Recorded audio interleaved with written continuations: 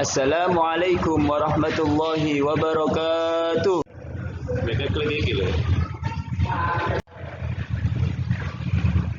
Oke anak-anakku sekalian yang berbahagia, jumpa lagi dengan saya Bapak Imran Baihaqi. Di sini kita akan belajar tentang pelajaran fikih kelas 2 materi sholat berjamaah. Oke, siap ya anak-anak? Kita siapkan. Yang pertama adalah yang perlu kalian ketahui. Yang pertama, perhatikan dengan tenang. Yang kedua, dengarkan apa yang dijelaskan. Yang ketiga, tidak bermalas-malasan.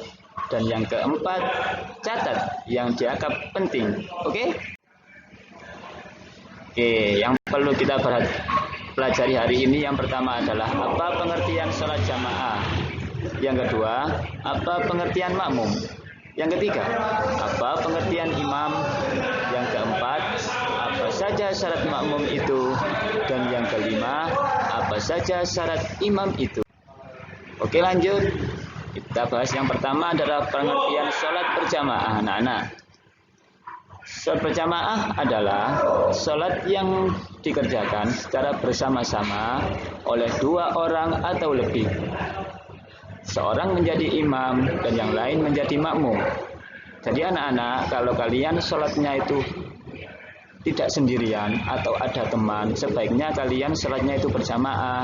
Jangan sholat sendiri-sendiri. Karena apa anak-anak?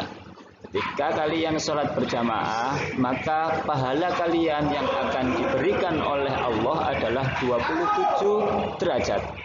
Beda dengan sholat sendiri, kalian hanya mendapat pahala cuma 1. Jadi diusahakan ketika sholat anak-anak harus melaksanakan dengan cara berjamaah. Cuma 2 anak, boleh lebih banyak lebih baik. Oke, yang kedua kita belajar tentang pengertian imam. Imam adalah orang yang berada di bagian paling depan dalam sholat berjamaah atau menjadi pemimpin dalam sholat berjamaah. Oke, ketika kalian sholat di masjid, pasti kalian sudah tahu di mana posisi imam.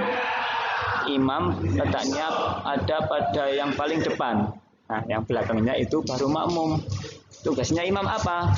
Imam tugasnya adalah memimpin sholat. Nah, jadi itu adalah fungsi dari imam. Oke, kita lanjut yang kedua. Yang kedua kita belajar tentang pengertian makmum. Nah, sudah tahu makmum anak-anak? Makmum adalah orang yang berdiri di belakang imam dalam sholat berjamaah. Jadi makmum itu adalah orang yang barisnya di belakang imam. Nah, gerakan makmum tidak boleh mendahului imam. Jadi ketika makmum takbir, baru imam takbir, baru makmum baru takbir. Nah, imam rukuk, baru makmum baru rukuk. Itu adalah fungsi dari makmum. Nah, kemudian kita lanjut selanjutnya yaitu syarat menjadi imam. Ketika kalian ingin menjadi imam, syaratnya apa saja? Yang pertama adalah berniat menjadi imam. Jadi harus ada niat dari hati kalau kalian ingin jadi imam. Ya, itu yang pertama. Yang kedua, ketika kalian jadi imam, bacaan Qur'annya itu harus fasih. Ya, ketika ada orang yang lebih fasih dari kalian, maka sebaiknya itulah yang dijadikan imam. Oke. Yang ketiga, syarat jadi imam adalah mumayyiz. Apa mumayyiz itu? Mumayyiz itu bisa membedakan mana yang benar dan mana yang salah. Nah, ini mungkin orang sudah dewasa ya anak-anak, sudah bisa membedakan mana yang benar mana yang salah. Selanjutnya, berpengetahuan lebih. Tentunya kalau mau jadi imam, kalian harus belajar lebih giat lagi. Kenapa? Karena kalau jadi imam itu rata-rata banyak orang yang ingin bertanya tentang hal-hal agama kepada kalian. Maka kalian harus menambah ilmu kalian kalau mau jadi imam. Dan yang terakhir, yang kelima adalah baligh atau dewasa, ya. Tuh. Yang adalah syarat makmum. Nah, syarat makmum ada 4. Yang pertama berniat mengikuti imam. Yang kedua satu lokasi dengan imam, harus satu tempat. Ketika imamnya di masjid, kalian di rumah, apakah boleh? Ya nggak boleh. Ya, sampean harus mengikuti sholatnya di masjid. Yang ketiga mengikuti gerakan imam dan tidak mendahului. Ya, ini hati-hati anak-anak. Biasanya kalian kalau sholat gerakannya kok sama bareng dengan imam, nah itu nggak boleh, apalagi mendahului imam. Ketika imam mau rukuk, kalian sudah rukuk duluan, nah itu nggak boleh.